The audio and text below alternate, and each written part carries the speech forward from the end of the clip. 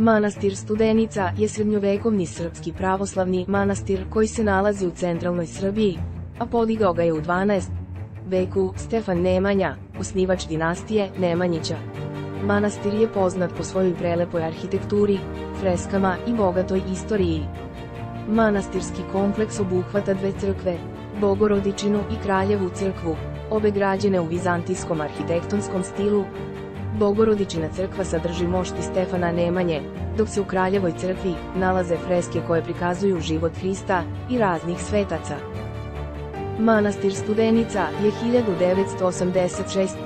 godine upisan na UNESCO-vu listu svetske baštine i smatra se jednim od najznačajnijih i najočuvanijih srednjovekovnih srpskih manastira. Vekovima je igrao važnu ulogu u duhovnom i kulturnom životu Srbije, a njegova arhitektura i umetnička dela nastavljaju da inspirišu posetioce iz celog sveta. U zaključku, Manastir Studenica je prelepo i istorijsko mesto koje predstavlja bogatu kulturnu baštinu Srbije.